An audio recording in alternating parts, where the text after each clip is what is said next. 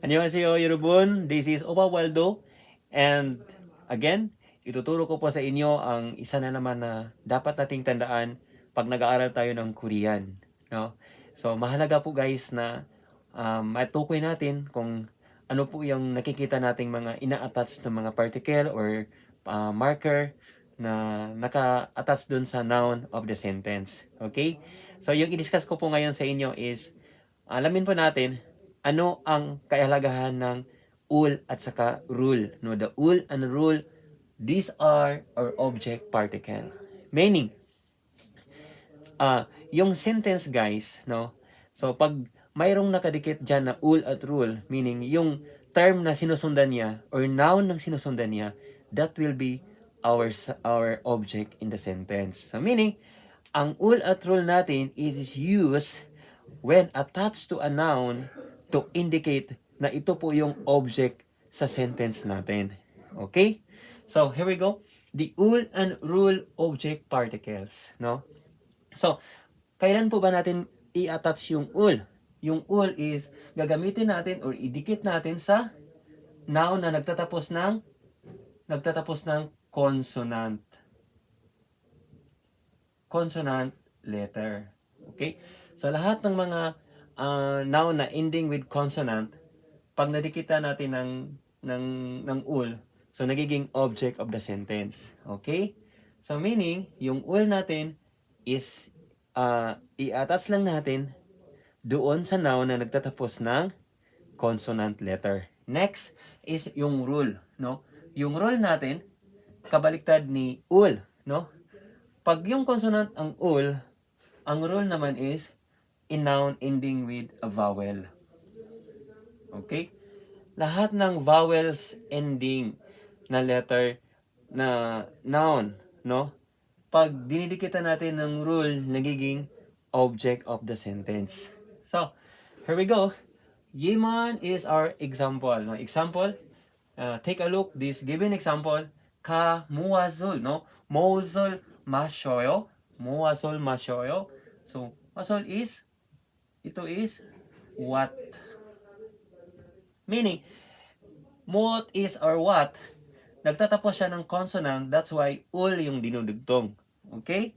So, consonant, pag consonant, ul ang idugtong.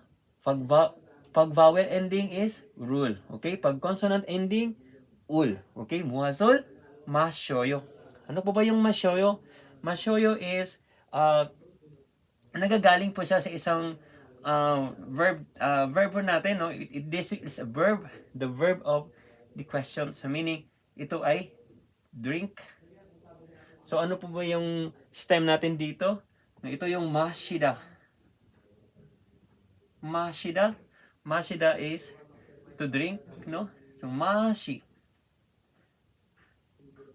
Mashi, ito yung stem natin. Ta is to. So, pag kino-convert po natin into present tense, nagiging masyoyo. No? So, tanggalin natin to. So, i plus oyo equals masyoyo. Okay? So, yung tagtatapos ng letter e, no? Plus oyo, nagiging masyoyo. So, muasul, masyoyo. Okay? So, yung sagot is Diyos, no? May Diyoso. Niro-romanize lang nila yung English, no, nagiging yung Diyos naging Jusu. Okay? Jusu rule. Okay. Yung dinidikit dito is rule because nagtatapos siya ng vowel. Okay? Yung bantayan lang po natin guys, yung consonant vowel. Consonant vowel. Tandaan niyo palagi niya. Okay? Chosu rule masyoyo. Kumbaga, nagtatanong, ano po yung iinumin? Yung sagot is, I'm drinking juice. No? So, juice. So, minom doon siya ng juice. Okay? Naintindihan pa ba natin? No? So, basta ul is ending a consonant. Rule, ending a vowel. Okay? Another sentence na gagawin natin. 저는 피아노를 쳐요. Okay? 저는, no? So tapos na po tayo sa un at saka nun. Our subject is cho, nun.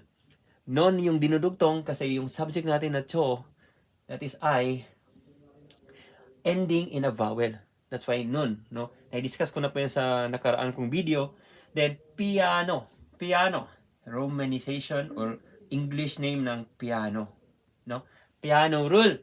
No, dito, dinidikit natin yung rule na particle to make the piano as the object of the sentence. No?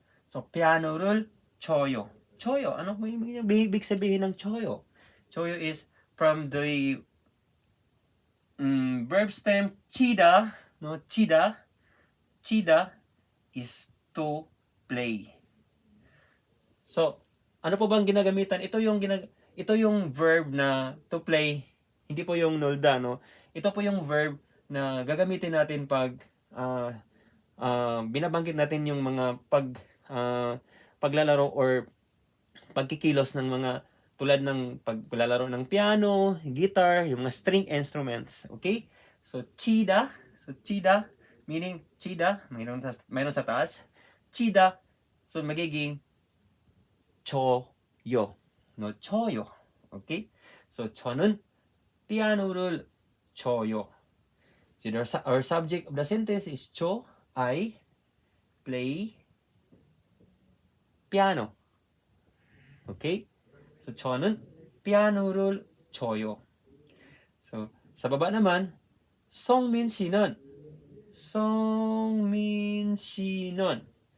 Okay? So, 성민 is pangalan po ng Koreano, no? Mr. 성민, 한국어를 공부해요. No? Sa ano guys, yung ano natin, yung pangalan, no? Usually dito sa Korea is nilagyan po nila yung she yung sa dulo, no? So, i-discuss ko po sa inyo yung later yung sa susunod na video kung paano po yan idikit natin yung she, yung pagtawag natin sa mga babae at sa lalaki, yung mga nakabata at nakakatanda, okay? So dito muna, as a brief, yung she, it refers to Mr. or Miss or Mrs. Okay? So, babae man o malalaki, lalagyan ng she sa dulo, no, to identify that it is Mr. No, Mr. Songmin, no, Mr. Songmin, Songmin sinon. Non yung idudugtong dito as the topic particle because Songmin si is ending with a vowel letter E. Okay? Lahat ng vowel, basta vowel yung ending ng pangalan, ng address ng pangalan, or she yung inidugtong doon, Mr. Songmin, so lalagyan natin ng nun na topic particle. 한국어. 한국어 is what? So, pag Hanguk, Korean. Pag 한국어 is Korean language. No? So, ito, kumbaga, Korean language. No? Korean language, 한국어, 한국어를 so roll yung dinugtong because yung 한국어 it ends with what? With a vowel letter O, no? So 한국어를 공부해요. 공부해요. No? 공부해요 is from our verb stem 공부하다. No. 공부하다. Tatanggalin niyo yung da. Kungbuha yung natira. Yung kungbuhada, nabibilong siya doon sa just add heyo form. No? Heyo form to make it the present tense. No? The present tense. No? Kasalukuyang ginagawa. Kungbuhada, nagiging kungbuha. Kungbuha, nagiging kungbo. Heyo. No? To make it in polite, no? Polite way, lagyan ng yo sa dulo. Kungbo, heyo plus heyo. Kungbuha plus heyo. Kungbu, heyo. Okay? So, dito, sinabi dito, 저는 피아노를 쳐요. 성민 씨는 한국어를 공부해요. Okay? I studying, or Mr. Songmin is studying a Korean language. 한국어를 공부해요. Okay? So, next is, another example is Angela, no? Angela, meaning ng Angela is a female name, no? Angela. So, Angela는 지금 뭐 해요? 지금 뭐 해요? Meaning ng 지금 is now, no? Meaning ng 지금 is now, 뭐 is what, 해요 is doing. So, Angela, ano po ba yung ginagawa mo ngayon, no? Angela는 지금 뭐 해요? 뭐 해요? Okay? So, dahil patanong siya, yung sagot ni Angela is 방을 청소해요. 방을 청소해요. So, meaning by 방 is room. 방 is room. Okay? So, ang pang po natin dito guys, na instead na kumbaga place in a sentence, dahil dito, or noun, name of a place, ginawa siyang object of the sentence.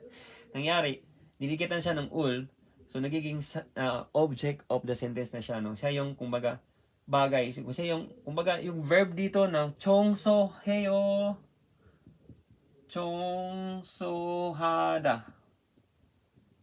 Okay? The verb is, our verb stem is 청소하다. 청소하다, tatanggalan yung ta, 청소 plus 해요, nagiging 청소해요. Okay? So, dito. Sorry, sa ibaba. 청소해요. So, meaning, ang tanong doon, Angela는 지금 뭐 해요? So, 방을 청소해요. So, 방을, naglilinis na siya sa kaniyang room, no? Cleaning in the room. Okay? So guys, always yung tandaan na yung rule at all, mahalaga po yan na mas maintindihan natin yung flow of the sentence. Kasi, pag di po natin ma-memorize or ma-familiarize yung mga particles, yung mga markers, mahirap pong intindihin yung sentence, the flow of the sentence. So we need to familiarize. You have to study kung ano po ba yung function ng mga particles na yan. At the same time, yung sinundan ng mga particles, that's part of your vocabulary. As always, pag magtitake kayo ng exam, you have to memorize, no? Memorize and memorize, wala pong mawawala sa inyo. Keep on memorization, keep on memorizing words, familiarization ng mga particles and grammars, at doon, mas madali nyong maintindihan yung tinatanong doon or madali yung malocate kung ano pong dapat yung isagot sa mga tanong pagdating sa IPS topic exam or topic exam. Okay? So, by the way, yung pag-aaral ng Korean, you have to put that somewhat dedication. Dedication pong kailangan, guys. Dumating kami nakarating kami dito sa Korea because mayroon po kaming dedikasyon na matuto, malaman yung kung paano yung tinuturo ng teacher, no?